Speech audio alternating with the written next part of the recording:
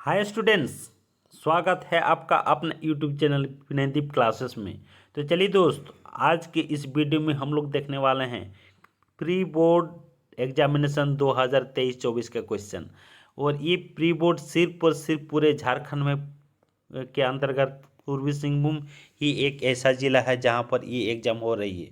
दोस्तों, ये जो एग्ज़ाम लिया जा रहा है ये उपायुक्त महोदय के निर्देशानुसार ये एग्ज़ाम हो रही है। तो इसीलिए सभी बच्चे इसमें काफ़ी उत्साहित है और सभी बच्चे ये समझ पाएंगे कि इस एग्ज़ाम को लिखने के बाद मेरा कितना तैयारी है, किस टाइप से तैयारी और करना है, कहाँ पर कमी रह गई, ये सारी चीज़ का आकलन वो खुद ब खुद कर पाएंगे। अपना सेल्फ इवैल्यूएशन को कैसे मजबूत करेंगे, इसके लिए ये काफ़ी अच्छा पहल माना जा रहा है। तो दोस्तों, आज 18 जनवरी को आपका हिंदी सब्जेक्ट का एग्ज़ाम लिया गया है प्री बोर्ड एग्जामिनेशन के तहत। तो चलिए एक एक करके हम लोग देखेंगे हिंदी विषय के सारे क्वेश्चन और उसका आंसर। तो दोस्तों, आप लोग वीडियो में अगर नए हैं तो चैनल को सब्सक्राइब कर लीजिए और बेल नोटिफिकेशन दबाइए ताकि आप लोग को इस तरह का और वीडियो मिलता रहे। और इसी तरह के वीडियो देखने के लिए आप लोग को और इसी चैनल के माध्यम से आप लोग को हर एक एग्ज़ाम का जो क्वेश्चन आंसर होगा सारे चीज़ को दिखाया जाएगा। आप लोग इसी को देखते हुए अपना तैयारी में अपना ताकत झोंक दीजिए। तो चलिए दोस्त, हम लोग एक एक करके देखेंगे, क्वेश्चन के साथ उसके आंसर भी करते चलेंगे। तो यहाँ पर देखिए ये कितने सारे हैं, आपका मल्टीपल चॉइस क्वेश्चन है। यहाँ क्या है, आपका विद्यालय का नाम लिखना है, जो भी ये सब है। दसम वर्ग हिंदी ए के लिए क्वेश्चन है। समय 3 घंटा रहेगा, पूर्णांक आपका 80 रहेगा। ठीक है दोस्त, ये आपका इंस्ट्रक्शन है, इंस्ट्रक्शन आप लोग देख लेंगे। इसमें हम लोग ज़्यादा समय अभी नहीं देंगे, हम लोग डायरेक्ट क्वेश्चन पे जाएंगे और क्वेश्चन के आंसर करते हुए फिर आगे बढ़ेंगे। आप लोग को जो भी क्वेश्चन आप लोग को फिर से दोबारा देखना है तो दोबारा आप लोग वीडियो को ऑन करके वीडियो चालू करके आप लोग देख सकते हैं। तो चलिए दोस्त, सबसे पहले यहाँ पर देखिए दिया हुआ खंड क। खंड क में आपका रहेगा इस टाइप से अपठित बोध। दोस्तों, अपठित बोध के अंतर्गत मतलब अनसीन पैसेज के अंतर्गत इस टाइप का आपका पैसेज दिया हुआ रहेगा, उसका फिर कुछ क्वेश्चन दिया हुआ रहेगा, उसका आंसर आपको करना है। इसके अंतर्गत देखिए क्या लिखा हुआ है, निम्नलिखित गद्यांश को ध्यानपूर्वक पढ़कर प्रश्न संख्या 1 से 5 तक के लिए सही विकल्प का चयन करें। दोस्तों, ये जो गद्यांश दिया हुआ है इसको पढ़ने के बाद इसमें 5 1 2 3 4 5 करके इस टाइप से आपका ऑब्जेक्टिव यानी मल्टीपल चॉइस क्वेश्चन दिया हुआ है, इसको आपको इसका आंसर करना है। तो मैं ज़्यादा इसमें पढ़ने नहीं जा रहा हूँ दोस्तों, आप लोग ये सारे गद्यांश को अच्छी तरह से पढ़ लेंगे, उसके अनुसार इसका आंसर करेंगे। डायरेक्ट मैं क्वेश्चन आंसर पे जा रहा हूँ। तो क्वेश्चन आंसर पे क्या किया हुआ है, दिया हुआ कि नकारात्मक और निराशाजनक जीवन को स्पष्ट और गतिशील मार्ग बदलने की कुंजी क्या है। तो इसका जो सही जवाब हो जाएगा दोस्तों, इसका सही जवाब हो जाएगा घ, धैर्य विश्वास और आशा हो जाएगा। इसका सही जवाब हो जाएगा आपका धैर्य विश्वास और आशा, ये ख आपका सही जवाब हो जाएगा। ठीक है दोस्तों, चलिए आगे देखते हैं। आगे देखते हैं हम लोग कि दूसरा सवाल क्या है। तो दूसरा सवाल है आपका कि धैर्य और विश्वास की महत्ता के आधार पर क्या सुझाव दिया गया है। तो दोस्तों, ये दूसरा सवाल है, धैर्य और विश्वास की महत्ता के आधार पर क्या सुझाव दिया गया है। तो इसका सही जवाब हो जाएगा दोस्तों गौ, यानी ये अपने लक्ष्य को प्राप्त करने के लिए आवश्यक है। इसका सही जवाब हो जाएगा गौ, ये अपने लक्ष्य को प्राप्त करने के लिए आवश्यक है दोस्तों। ठीक है दोस्त, चलिए देखते हैं तीसरा सवाल क्या है। तीसरा क्वेश्चन है आपका कि चीज़ों, परिस्थितियों और आपके चारों ओर के लोगों को कैसे देखना चाहिए। तो तीसरा सवाल का जो आंसर होगा, ये तीसरा क्वेश्चन का जो आंसर होगा दोस्तों, इसका आंसर हो जाएगा आपका उज्जवल और सकारात्मक पहलुओं से। घ इसका सही जवाब, उज्जवल और सकारात्मक पहलुओं से, ये आपका सही जवाब हो जाएगा दोस्तों, ये घ। ठीक है दोस्त, चलिए आगे देखते हैं हम लोग।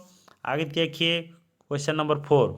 क्वेश्चन नंबर 4 क्या है कि किस उपमा का उपयोग चुनौतीपूर्ण स्थितियों में सकारात्मक देखने की महत्ता को जताने के लिए किया गया है। तो दोस्तों, इसका जो आंसर हो जाएगा ये चार का आपका उत्तर हो जाएगा ख। ख यानी कांटों के बीच फूलों का पालना, यही आपका इसका सही उत्तर हो जाएगा। ठीक है दोस्त, चलिए आगे देखते हैं। आगे लिखा हुआ है कि प्रस्तुत गद्यांश के लिए उपयुक्त शीर्षक का चुनाव करें। तो इसके उपयुक्त जो शीर्षक होगा ये हो जाएगा आपका इसका हो जाएगा घ जो इसका सही जवाब हो जाएगा घ, सकारात्मकता का मार्ग, आशा और विश्वास, यही आपका इसका सही जवाब हो जाएगा दोस्तों। ठीक है, चलिए फिर चलते हैं आगे अगला क्वेश्चन में आपको दिया हुआ है कि प्रस्तुत गद्यांश को ध्यानपूर्वक पढ़कर प्रश्न संख्या 6 से 10 तक के लिए सही विकल्प का चयन करें। दोस्तों इसमें क्या करना है, ये एक आपका गद्यांश दिया हुआ है, इसको पढ़ने के बाद समझते हुए आपका 6 से 10 तक के प्रश्न का आपको उत्तर करना है। इसमें देखिए दिया है, वैराग्य छोड़ बाहों की निभा संभालो, चट्टानों की छाती से दूध निकालो, हे रुकी जहाँ भी धार शिलाएं तोड़ो, पीयूष चंद्रमाओं का पकड़ निचोड़ो, चढ़ तुंग शैल शिखरों पर सोम यो रे, जोगियों नहीं विजय से सदस्य जियो रे। मतलब इसी का सार को समझते हुए आपको क्वेश्चन के आंसर करना है। तो चलिए दोस्त, क्वेश्चन नंबर 6 आपका क्या कह रहा है, कभी भारतीय युवा को ऐसा जीवन जीने के को कहता है जो किस टाइप से जीवन जीने को कहता है, यही आपका आंसर देना है।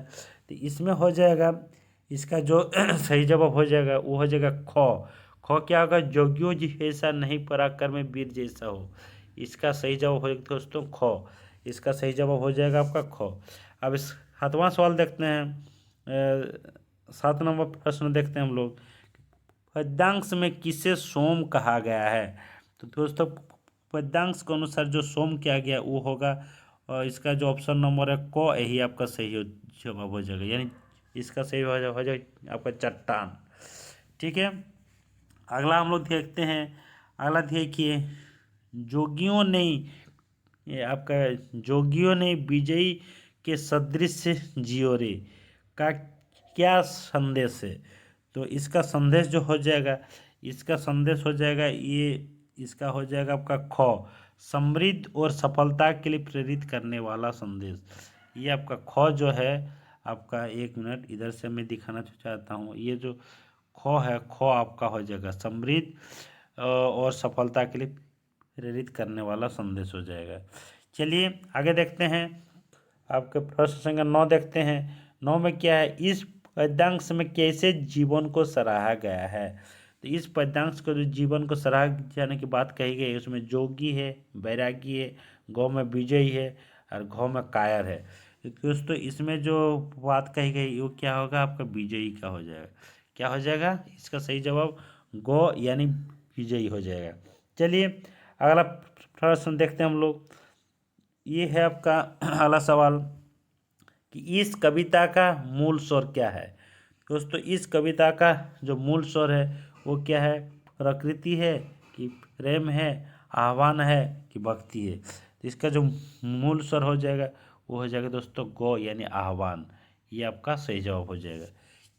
चलिए आगे देखते हैं, आगे लिखा हुआ है कि निम्नलिखित प्रश्नों के सही विकल्प को चुनें। दोस्तों इसका जो सही विकल्प होगा, इसमें आपको 4 ऑप्शन दिया हुआ, इसमें सही विकल्प का आपको चुनना है। इसमें क्या है, 11 नंबर दिया हुआ है, हम लोग टहल रहे थे, इस वाक्य में क्या क्रिया है। तो दोस्तों ये टहल रहे थे, इस वाक्य में हम लोग का कौन सी क्रिया हो जाएगा, सकर्मक क्रिया हो जाएगा। इसका सॉरी अकर्मक में दे दिए, ये हो जाएगा, ये नहीं होगा, ये आपका सकर्मक हो जाएगा, इसका सही जवाब घ नंबर इसका सही जवाब हो जाएगा। ठीक है दोस्त, चलिए 12 नंबर क्वेश्चन हम लोग देखते हैं, ये हो जाएगा कि मोहन घर जाता है, इस वाक्य में क्रियापद है। दोस्तों क्रियापद हम लोग की क्या होगा, जाता है, कौन जा रहा है, मोहन जा रहा है, तो क्या हो जाएगा, क्रियापद जाता हो जाएगा। ठीक है दोस्त, अगला देखिए 13 नंबर क्वेश्चन क्या है, निम्न में से कौन गुरु का अनेकार्थी शब्द नहीं है। तो दोस्तों इसमें इनमें से गुरु का जो अनेकार्थी शब्द होगा वो कौन नहीं है, श्रेष्ठ हो जाएगा, भारी हो, सॉरी कौन वाला, गुरु का अनेकार्थी शब्द श्रेष्ठ, भारी, शिक्षक, पर्वत। तो गुरु का अनेकार्थी शब्द में आपका पर्वत नहीं आएगा दोस्तों।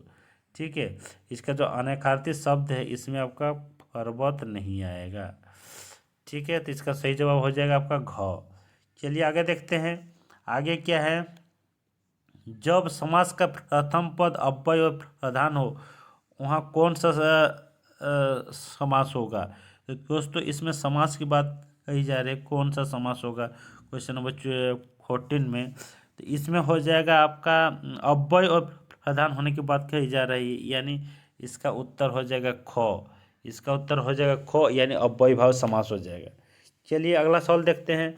अंबर का एक अर्थ होता है वस्त्र और दूसरा होता है, यानी अंबर का एक आपका अर्थ क्या होता है वस्त्र, और दूसरा क्या हो जाएगा आपका आकाश हो जाएगा। इसका सही जवाब हो जाएगा आकाश, यानी ऑप्शन नंबर क इसका सही जवाब हो जाएगा दोस्तों। चलिए 16 नंबर देखते हैं हम लोग। 16 नंबर क्वेश्चन कि निम्न में से कौन श्वेत का अनेकार्थी शब्द नहीं है। तो दोस्तों श्वेत का जो अनेकार्थी शब्द नहीं होगा, तो अनेकार्थी शब्द नहीं है, तो श्वेत का अनेकार्थी शब्द कौन नहीं होगा, शाम नहीं होगा, यानी ख इसका सही जवाब हो जाएगा। इसका सही जवाब हो जाएगा ख। चलिए अभी देखते हैं 17 नंबर क्वेश्चन। निम्न में कौन सा शब्द समुच्चय बोधक अव्यय शब्द है। दोस्तों समुच्चय बोधक अव्यय शब्द में कौन आएगा, धीरे धीरे, ये तो नहीं आएगा, अरे ये भी नहीं आएगा, अथवा आएगा। ये क्या हो जाएगा, अथवा आपका समुच्चय बोधक शब्द में आ जाएगा, अव्यय में आ जाएगा, ठीक है, अथवा। चलिए अगला सवाल देखते हैं हम लोग। 18 नंबर, पता नहीं वो देश चला गया, सही अव्यय पद चुने। 18 नंबर का हो जाएगा पता नहीं वो कब चला गया। इसका सही उत्तर हो जाएगा घ। इसका सही उत्तर क्या हो जाएगा आपका घ हो जाएगा दोस्तों। 19 नंबर सवाल हम लोग देखते हैं। शिक्षक चाहते हैं कि उनके विद्यार्थी अच्छा बने, ये कौन वाक्य है। तो ये जो कौन वाक्य, ये सरल वाक्य, मिश्र वाक्य, संयुक्त वाक्य न उपवाक्य। तो शिक्षक चाहते हैं कि उनके विद्यार्थी अच्छा बने, ये वो वाक्य हो जाएगा आपका ख, मिश्र वाक्य हो जाएगा दोस्तों। चलिए अगला सवाल हम लोग देखते हैं। मैं भोजन कर रहा हूँ, वाक्य का प्रकार बताएं। तो दोस्तों 20 का जो ये हो जाएगा मैं भोजन कर रहा हूँ, ये क्या हो जाएगा कृत्य वाच्य हो जाएगा, क्या हो जाएगा क। इसका आंसर हो जाएगा क। ये देखिए आपका इसका आंसर हो जाएगा आपका क, यानी ये हो जाएगा कृत्य वाच्य, क्या हो जाएगा क, इसका आंसर हो जाएगा। उसके बाद 22 नंबर सवाल है कि कृत्य वाच्य के वाक्यों में कर्ता के कार्य की डेस होती है। तो कृत वाच्य में कर्ता के कार्य की क्या होती है, प्रधानता होती है, यानी ऑप्शन नंबर क इसका सही जवाब हो जाएगा दोस्तों, ठीक है। उसके बाद खंड ख का अभी देखेंगे हम लोग। इसमें क्या है, पाठ्य पुस्तक से लिया गया है। इसमें क्या दिया हुआ है कि निम्नांकित गद्यांश के पढ़कर प्रश्न संख्या 23 से 24 तक के लिए सही विकल्प को चुने।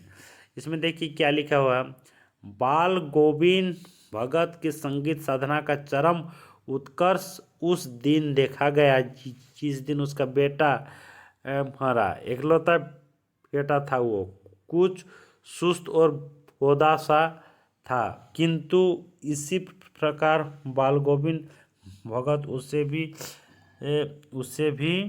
यहाँ पर क्या थोड़ा सा देखते हैं, उसे भी मानते, उसे और भी मानते। तो इसमें 23 नंबर वाला जो क्वेश्चन है, इसका आंसर हम लोग देखना चाहेंगे।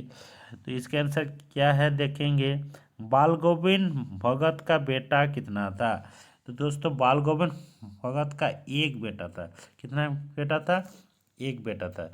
24 नंबर का क्या हो जाएगा कि बाल गोविंद भगत का बेटा कैसा था। तो दोस्तों बाल गोविंद भगत का बेटा यही सुस्त और बोदा सा था। इसका आंसर हो जाएगा घ, सुस्त और बोदा सा हो जाएगा, ठीक है दोस्त। उसके बाद देखिए अगला सवाल है कि निम्न पद्यांश को ध्यानपूर्वक पढ़कर प्रश्न संख्या 25 से 28 तक के लिए सही विकल्प को चुने। इसको पढ़ने के बाद आपका 25 से 28 तक का आंसर करना होगा दोस्तों। तो इसमें क्या दिया गया है देख लीजिए। विकल विकल उन्मत्त थे उन्मन विश्व के निधाद के सकल जन, आए अज्ञात दिशा से अनंत के घन, तप्त धरा जल से फिर, शीतल कर दो बादल गरजो। तो इसको पढ़ने के बाद इसका जो सार होगा, उसके सार के साथ ही ये आपका क्वेश्चन पूछा गया है। इसका आंसर आपको देना है। 25 नंबर क्वेश्चन क्या हो जाएगा देखते हैं। 25 नंबर क्वेश्चन क्या है, प्रस्तुत पद्यांश में किन किन शब्दों की पुनरावृत्ति हुई है। तो पुनरावृत्ति हुई है विकल और उन्मन का दोस्तों, तो ये क इसका आंसर हो जाएगा। उसके बाद 26 नंबर का आपका आंसर क्या हो जाएगा। 26 नंबर क्या है कि जल से फिर शीतल कर दो का संकेतार्थ क्या है। तो इसका संकेतार्थ खेतों को सींचना, जल छिड़कना, शांति और सुख लाना। तो इसमें दोस्तों इसमें सभी आपका इसका सही जवाब हो जाएगा। ठीक है, 27 नंबर देखते हैं अभी। कवि ने बादल को क्या कहकर पुकारा है। दोस्तों कवि ने जब बादल को पुकारा है, क्या कहकर आपको पुकारा है। तो अज्ञात दिशा से आने वाले, बरसने वाले, ज्ञान दिशा से आने वाले, इनमें से कोई नहीं। तो दोस्तों इसका सही जवाब हो जाएगा क अज्ञात दिशा से आने वाले। 24 नंबर देखते हैं, सॉरी 28 नंबर देखते हैं। 28 नंबर के क्या है, निदाग का शाब्दिक अर्थ है। दोस्तों निदाग का शाब्दिक अर्थ होता है ठंडा, सर्दी, बरसात। ये तो नहीं होगा, इसका शाब्दिक अर्थ हो जाएगा गर्मी। क्या हो जाएगा, गर्मी हो जाएगा। उसके बाद देखिए दोस्तों क्या लिखा हुआ है कि निम्न प्रश्न के सही विकल्प चुने। सही विकल्प चुनने के लिए कहा गया है। तो चलिए 29 नंबर क्वेश्चन क्या है, कैप्टन कौन था। दोस्तों इसमें कहा गया है कि कैप्टन कौन था। तो कैप्टन था आपका सैनिक, ये तो नहीं होगा। चश्मा बेचने वाला, ये हो जाएगा आपका ख नंबर, इसका आंसर हो जाएगा चश्मा बेचने वाला। उसके बाद 30 नंबर क्वेश्चन है आपका, बिस्मिल्लाह खां क्या बजाते थे। तो दोस्तों बिस्मिल्लाह खां जो है अब क्या बजाते थे, आपका शहनाई बजाते थे। क्या बजाते थे, आपका शहनाई बजाते थे। तो इस तरह से हम लोग का 30 का 30 ऑब्जेक्टिव क्वेश्चन जो मल्टीपल चॉइस क्वेश्चन था, ये सारे क्वेश्चन कर ली थे दोस्तों। इसके बाद हम लोग देखते हैं इसका आगे किस टाइप से क्वेश्चन पूछा गया है। आगे देखिए दोस्तों, क्वेश्चन पूछा गया है कि निम्नलिखित प्रश्नों में से किन्हीं 6 प्रश्नों के उत्तर लगभग 40 शब्दों में दे। दोस्तों इसमें शायद 8 क्वेश्चन दिया हुआ है। हाँ 8 क्वेश्चन दिया हुआ है, 8 में से किसी 6 का ही आपको जवाब देना है। तो दोस्तों ये सब क्वेश्चन तो काफ़ी अपने आपको तैयार करना होगा। तैयार करने के बाद ही इस तरह के क्वेश्चन के आंसर आप लोग देख पाएंगे, क्योंकि ये मैं लिख के नहीं बता सकता हूँ, क्योंकि वीडियो काफ़ी लंबा हो जाएगा। सारे क्वेश्चन को मैं पढ़ देता हूँ, इसके अनुसार आप लोग अपना तैयारी करेंगे। ये देखिए 31 नंबर क्वेश्चन क्या दिया है, कैप्टन मूर्ति का चश्मा बार बार क्यों बदल देता है। 32 नंबर क्वेश्चन है, पठित पाठ के आधार पर बाल गोविंद भगत के मधुर गायन की विशेषताएं लिखिए। 33 नंबर क्वेश्चन है, आपके विचार से फादर ने भारत आने का मन क्यों बनाया होगा। 34 नंबर क्वेश्चन है, बिस्मिल्लाह खां को मंगल ध्वनि का नायक क्यों कहा जाता है। 35 नंबर क्वेश्चन है, गोपियों ने उद्भव के प्रेम की तुलना किसने की है। 36 नंबर क्वेश्चन है, कवि नागार्जुन ने बच्चों की मुस्कान का सौंदर्य किन किन बिंबों के माध्यम से व्यक्त किया है। 37 नंबर क्वेश्चन है, छाया मत छूना कविता के माध्यम से कवि क्या संदेश देना चाहते हैं। 38 नंबर क्वेश्चन है, संगतकार के माध्यम से कवि ने किस प्रकार के व्यक्तियों की ओर संकेत किया है। ठीक है दोस्त, ये जितने सारे सवाल था, 2-2 नंबर का सवाल था, इसमें 8 में से आपको 6 का जवाब देना था। तो चलिए आगे देखते हैं आगे किस टाइप से क्वेश्चन और पूछा गया है। आगे देखिए यहाँ पर दिया हुआ है, निम्नलिखित प्रश्नों के उत्तर लिखिए किन्हीं 6। इसमें से भी 6 को का आंसर लिखना है। 6 में इसमें हर एक में यानी प्रत्येक में आपका 3 मार्क्स का दिया होगा। 3 6 आपका 18 नंबर का यहाँ पर क्वेश्चन पूछा गया है। इसमें भी दोस्तों आपका कितना क्वेश्चन है, आपका 8 क्वेश्चन होगा। 8 क्वेश्चन में आपको किन्हीं 6 का ही आपका उत्तर देना है। चलिए 39 वाला क्वेश्चन क्या है कि पान वाले का रेखाचित्र प्रस्तुत कीजिए। पान वाले का दोस्तों इसमें क्या करना है, रेखाचित्र प्रस्तुत करना है। ठीक है, उसके बाद 40 नंबर 40 क्वेश्चन नंबर 40 का देखते हैं क्या पूछा गया। लेखक ने फादर बुल्के को मानवीय करुणा की दिव्य चमक क्यों कहा है। उसके बाद 41 का क्वेश्चन है, लेखिकर मुन्नू भंडारी के व्यक्तित्व पर किन किन व्यक्तियों का किस रूप में प्रभाव पड़ा है, इस टाइप से दिया हुआ है। उसके बाद 42 वाला क्वेश्चन है, कवि नागार्जुन ने बच्चों की मुस्कान के सौंदर्य को किन किन बिंबों के माध्यम से किया गया है। दोस्तों ये सवाल शायद इसके पहले भी पूछा गया है, तो कोई बात नहीं, जहाँ जिस टाइप से पूछा जाएगा उसी अनुसार आपको जवाब देना है। उसके बाद है 43 का सवाल क्वेश्चन है कि कभी बादल से फुहार रिमझिम या बरसने के स्थान पर गरजने के लिए कहता है, क्यों। 44 का क्वेश्चन है, आपके विचार से माँ ने ऐसा क्यों कहा कि लड़की होना पर लड़की जैसी दिखाई मत देना। चलिए अगला क्वेश्चन है 45 कि झिलमिलाते रोशनी में नहाया गंगतोक लेखिका को किस तरह सम्मोहित कर रहा था। 46 का क्वेश्चन है, वाक्य किसे कहते हैं, रचना के आधार पर वाक्य के भेदों के नाम लिखिए। चलिए दोस्त ये क्वेश्चन भी हो गया। आगे देखते हैं किस टाइप से क्वेश्चन पूछा गया था। आगे देखते हैं यहाँ पर, निम्नलिखित प्रश्न में से किन्हीं दो प्रश्नों के उत्तर लगभग 100 शब्दों में दीजिए। दोस्तों ये जो क्वेश्चन है, 3 क्वेश्चन यहाँ पर दिए, 3 में से किन्हीं 2 का ही आपको जवाब देना है। तो किस टाइप से इसका क्वेश्चन है, देखिए ये सवाल है 5 अंक का, यानी 5 दूना 10 अंक का यहाँ पर क्वेश्चन पूछा गया है। तो 47 का क्वेश्चन है, अपने गांव या मोहल्ले में अनियमित विद्युत व्यवस्था को ठीक करने के लिए सहायक विद्युत अभियंता को एक अनुरोध पत्र लिखिए। तो लेटर राइटिंग है, लेटर राइटिंग आप लोग इस टाइप से लिख लेंगे, किस सब्जेक्ट पे दिया गया है, किस विषय पे आपको पूछा गया है, उसी विषय पे आपको आंसर लिखना है। उसके बाद 48 का क्वेश्चन है, कलम बनाने वाली कंपनी की ओर से लगभग 50 शब्दों में एक विज्ञापन तैयार कीजिए। इसमें आपको क्या करना है दोस्तों, इसमें एक विज्ञापन आपको 50 शब्दों का तैयार करना है, ठीक है। 49 के सवाल क्या है, अपने विद्यालय के वार्षिकोत्सव में माननीय सांसद को आमंत्रित करने के लिए बाल संसद की ओर से एक अनुरोध पत्र लिखिए। दोस्तों हर एक विद्यालय में बाल संसद का गठन किया गया है, तो बाल संसद के द्वारा ही कैसे हम लोग अपना विद्यालय के एनुअल फंक्शन में अपने सांसद महोदय को आमंत्रित करेंगे, इसके लिए आपको एक पत्र यहाँ पर लिखना है, अनुरोध पत्र आपको लिखना है, ठीक है दोस्त। इसी तरह से इसमें से 3 में से 2 का ही आपको जवाब देना है। आपका दोनों क्वेश्चन का 5 नंबर करके इसका अंक दिया जाएगा, ठीक है। आगे देखते हैं दोस्तों, आगे किस तरह से क्वेश्चन पूछा गया है।